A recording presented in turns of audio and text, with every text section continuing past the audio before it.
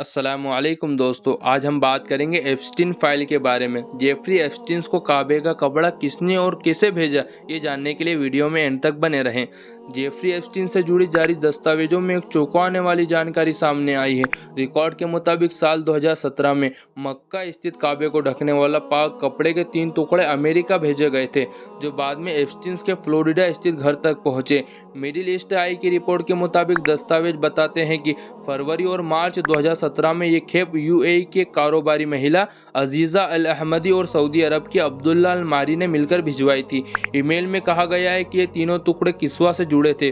किस्वा काले रंग का वह कपड़ा होता है जिस पर सुनहरी कढ़ाई होती है और जिससे काबे को ढका जाता है। इस्लाम में इसे बेहद पाक माना जाता है और हज के दौरान करोड़ों मुसलमान इसे छूते हैं। हालांकि ईमेल में ये साफ नहीं बताया गया है कि अल अहमदी के एप्स्टीन से पहचान कैसे हुई या ये पाक कपड़े उसे क्यों भेजे गए।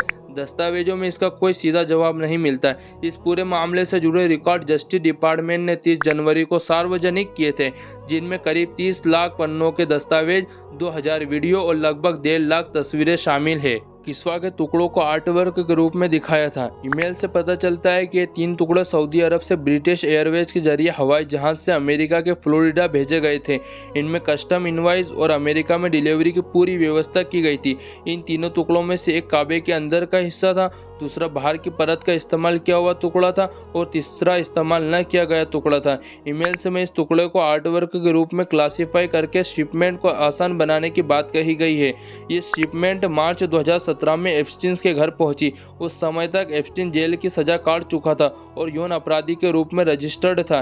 अहमदी ने एप्स्टीन को धार्मिक मैसेज भेजा था। अल अहमदी ने एप्स्टीन को ईमेल लिखते हुए कपड़े के धार्मिक महत्व पर जोर दिया था। उन्होंने लिखा, काले टुकड़े को कम से कम 1 करोड़ मुसलमानों ने छुआ है। वे काबे के 7 चक्कर लगाते हैं और इसे छूने की कोशिश करते हैं। अपनी दुआएं, आंसू और उम्मीदें इस कपड़े पर छोड़ते हैं ताकि उनकी मन्नतें कबूल हो। एक अन्य ईमेल में एप्स्टीन की लंबे समय से असिस्टेंट रही लेस्ली ग्राफ ने अल अहमदी को डीएनए टेस्टिंग किट भेजी। ये साफ नहीं है कि ये किट किस मकसद से भेजा गया था। इसके अलावा शुक्रवार शाम को जारी एक FBI मेमो में कहा गया है कि एप्स्टीन अमेरिकी और इजरायली खुफिया एजेंसियों के साथ काम करता था। मेमो में लिखा है कि एप्स्टीन पूर्व इजरायली प्रधानमंत्री एहूद बराक के करीब थे और उनके नीचे जासूस की ट्रेनिंग ली थी। किस्वा काला रेशमी कपड़ा है जो मक्का में स्थित काबे को ढकता है।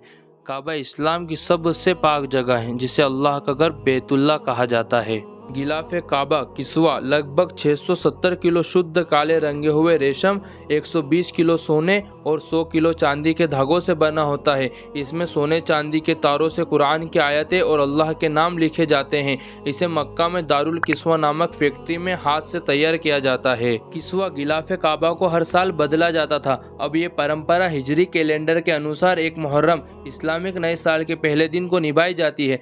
पहले इसे हज के दौरान 9 दुल हिज्जा को बदला जाता था, लेकिन अब इसे एक मुहर्रम को सुबह बदला जाता है। नया किस्वा चढ़ाने के बाद पुराना कपड़ा काटकर टुकड़ों में बांटा जाता है, जो म्यूजियम या खास लोगों को दिए जाते हैं। इन टुकड़ों को अमानत माना जाता है क्योंकि हज या उम्रा के दौरान लाखों मुसलमान तवाफ काबा के चारों ओर 7 चक्कर करते हैं।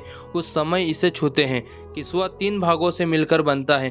काबा के दरवाजे का पर्दा, सितार, काबे के अंदर की परत, हिजाम, बेल्ट जो बीच में कुरान की आयतों से सजा होता है।